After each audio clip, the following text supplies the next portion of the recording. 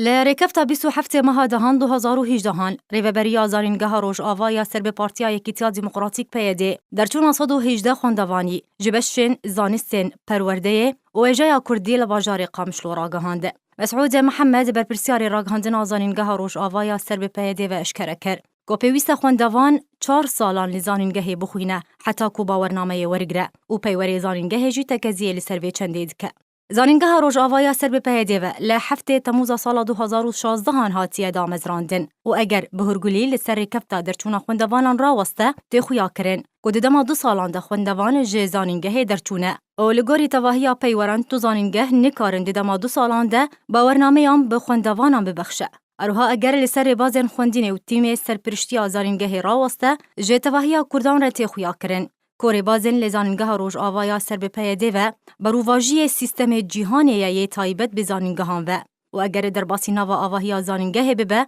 آواهی بوینو آلم پکک و پیده هاتی خملاندن گو افتشت به همو پیوران نای قبول کرن. لزانینگاه روجاوا سر به پیده و بتنه اوری بازن ایدئولوژیکی تینه سپاندن به سرخوندوانان و آسته گهشتی وی چنده کو بر پرسیار پیده و ماموسین زانینگاه روجاوا سر به پیده و زانینگاه روجاوا لگل زانینگاه ولاتن هرمی برآوردکن. پیورن اورین ماین کو خواندوان لگوریوان لزانینگاه روجاوا سر به پیده و تینا ورگرتن دورن ج پیورن یاسایی و آسایین زانینگاه هرمی و جهانی جبر کو تواهی مرجنوان با آرمان جو اجندین قندیل و گریداینه. دکتر فرید سعدون د لدوانه کجبو آرک راگهاند گل روجاوای کردستان باوریا خلکی و گهرتنا سیستم خوندنا بلند جالیه پیده ونینه و روز به روز هجمارا خوندوانان لزانینگاه پیده کمتر دبه. جالی خواه د چارچوبه وجداریت برنامه جواد ده گل سر اکرانی آرک هاتیه بخش کرن دکتر محمد رشید ماموسته لزانینگاه صلاح الدین راگهاند گم بستا پیده به گهرتنا سیستم خوندنا بلند لروجاوای کردستان